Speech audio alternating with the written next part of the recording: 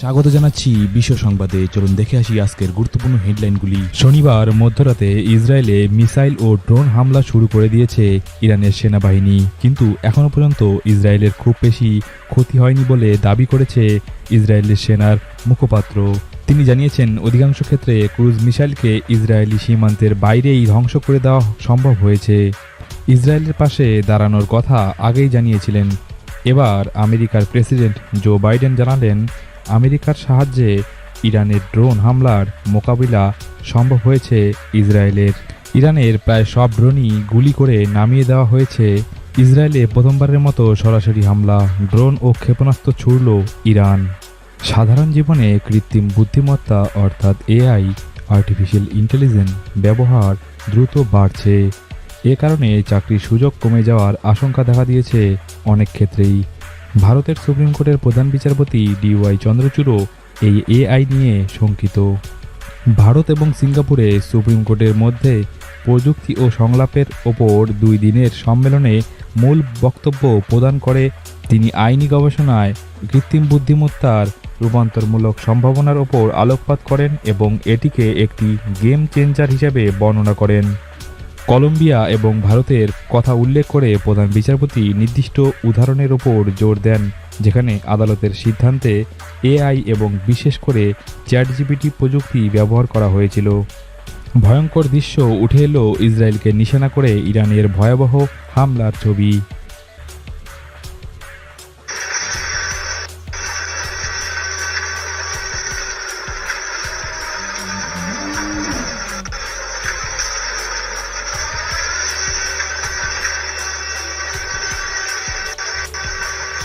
Israel ও Iran যুদ্ধ পরিস্থিতিতে মধ্যপ্রাচ্যের আকাশসীমা এড়াচ্ছে বহু বিমান সংস্থা। ইসরায়েল ও ইরান নিয়ে উদ্বেগ প্রকাশ করেছে ভারত। দ্রুত পরিস্থিতি নিয়ন্ত্রণের আর্জি জানিয়েছে ভারত সরকার। ভারত 2 দিন আগেই সতর্ক জারি করেছিল যে ইরান এবং ইসরায়েলে যারা রয়েছে তারা যেন সতর্কে থাকে এবং ফিরে আসার চেষ্টা করে, কারণ 2 দিন পরেই অর্থাৎ 48 ঘন্টার মধ্যেই ভয়াবহ পরিস্থিতি ঘটতে পারে। যেমনটা ভেবেছিল ঠিক সেমনটাই হলো। কথা রাখবো, মে মাসেই সরে যাবে ভারতের সব সেনা। মালদ্বীপ থেকে দ্বিতীয় দফায় বাহিনী ফেরার পর মইজুর এই বার্তা। আসলে মালদ্বীপ থেকে ভারতের যতগুলো সেনা রয়েছে 2 দফায় প্রায় সবই ফেরত চলে যাচ্ছে ভারতে। তারপর মইজু বলেছেন তার কথা তিনি রেখেছেন, কিন্তু এতে ভালো হবে কি খারাপ হবে মইজুর মালদ্বীপের জন্য সেটা আগামীতেই দেখা যাবে। ইরানের হামলায় মোকাবিলায় আমেরিকাকে পাশে পেয়েছে ইসরায়েল। আরও 2 শক্তিশালী দেশ এই ঘটনার পর ইসরায়েলের পাশে এসে দাঁড়িয়েছে।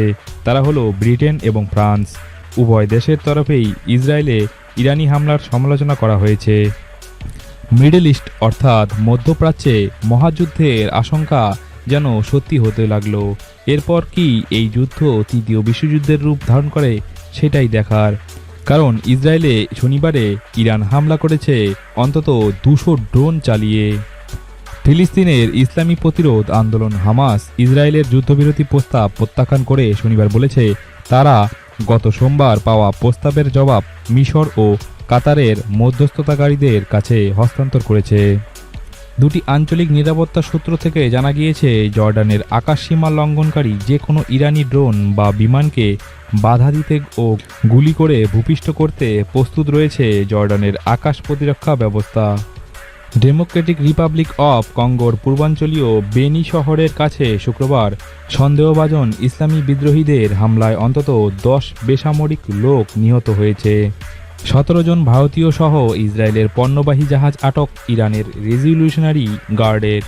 সংযুক্ত আরব আমিরশাহী উপকূল স্ট্রেইট অফ হরমুজে ইসরায়েলের একটি পণ্যবাহী জাহাজ আটক করল ইরানের রেভলিউশনারি গার্ড। এই জাহাজে 17 জন ভারতীয় আছেন। কূটনৈতিক স্তরে ইরানের সঙ্গে যোগাযোগ করছে ভারত সরকার। চীনের বিরুদ্ধে কোমর বেঁধেছে বাইডেন। জাপান ফিলিপিন্সকে নিয়ে বিরাট প্ল্যান আমেরিকার। রাশিয়ার পর এবার সিডনি। ব্যস্ত শপিং মলে এলোপাথারি গুলি, ছুরি আঘাত, মৃত কমপক্ষে 5 জন, বহু আহত হয়েছে। রাশিয়ায় ভয়াবহ হামলার পর এবার ঘটে গেল অস্ট্রেলিয়ার সিডনির এক শপিং মলে। প্রকাশ্য দিবালোকে ঘটে গেল এলোপাথারি গুলি ও ছুরির আঘাত। ইতিমধ্যেই ঘটনায় 4 জনের মৃত্যু ঘটেছে এবং বহু আহত হয়েছেন। ইসরায়েল নিয়ে আমেরিকার বিবৃতি প্রকাশের পরই পারস্য উপসাগর অর্থাৎ পার্সিয়ান গালফ দখলের শক্তি প্রদর্শন শুরু করে দিয়েছে ইরান।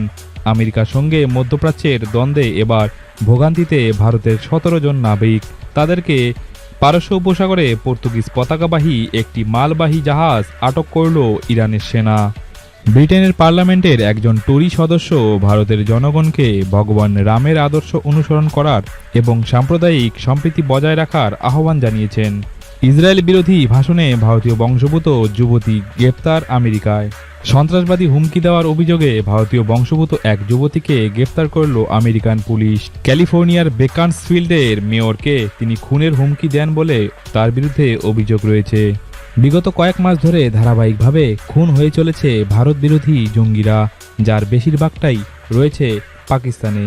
গত কয়েক মাস ধরে কমপক্ষে 20 জন জঙ্গি পাকিস্তানেই নিহত হয়েছে। এবার ইসলামাবাদ কাঠগড়ায় তুলল ভারতকে। দিন কয়েক আগেই ব্রিটিশ সংবাদ মাধ্যম দ্য গার্ডিয়ান দাবি করেছেন এই হত্যার পেছনে রয়েছে ভারতের খুশির ঈদে স্ত্রীর মুখে মাংস ভাত তুলে দিতে পারেননি, তাই সেই দুঃখে আত্মহত্যা এক যুবকের। ঘটনাটি ঘটেছে বাংলাদেশের জামালপুরে। হাসান আলী নামে এই ব্যক্তি করেছে এই ঘটনা। আজ পয়লা বৈশাখ, 1431 সন শুরু হয়ে গেল আজ থেকে।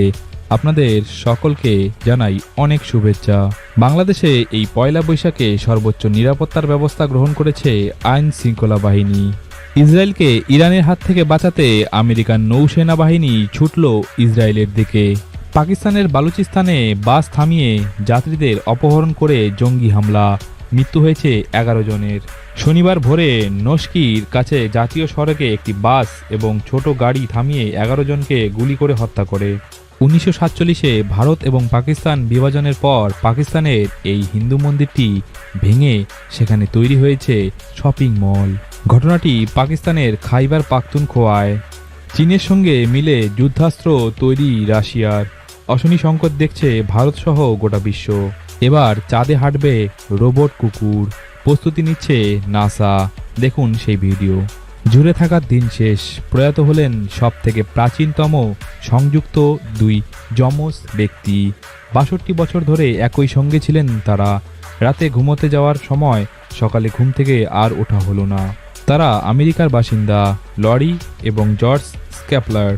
জাপানে সিনিয়র সিটিজেন তথা প্রবীণ নাগরিক অর্থাৎ বৃদ্ধদের সংখ্যা আগামী 25 বছরে অনেকটাই বৃদ্ধি পাবে এবং সবচেয়ে বড় কথা, এই সিনিয়র সিটিজেনরা সকলেই লোনলি, নিঃসঙ্গ, একাকী থাকেন। জানা গিয়েছে 2050 সালের মধ্যে দেশটির প্রতি 5টি পরিবারের মধ্যে একজন বয়স্ক ব্যক্তিকে একা জীবন কাটাতে হবে। মর্মান্তিক ঘটনা ঘটেছে পাকিস্তানে।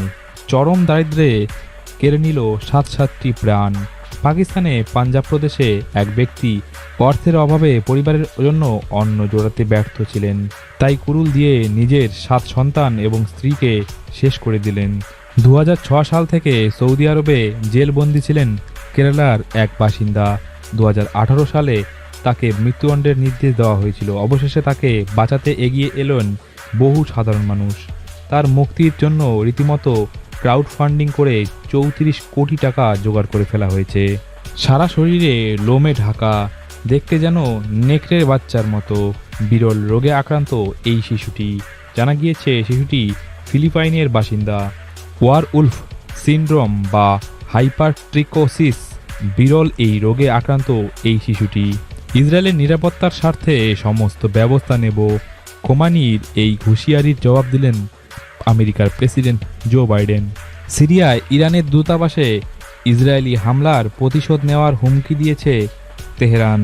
এই পরিস্থিতিতে ইসরায়েলের পাশে দাঁড়ানোর কথা ঘোষণা করলেন আমেরিকার প্রেসিডেন্ট জো বাইডেন।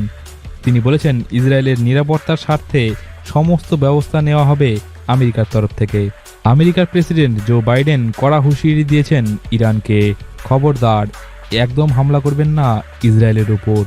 বিশ্বের প্রতিদিনের গুরুত্বপূর্ণ খবরের হেডলাইন্স দেখতে সাবস্ক্রাইব করুন বিশ্ব সংবাদ এবং শেয়ার করুন প্রিয়জনদের সাথে।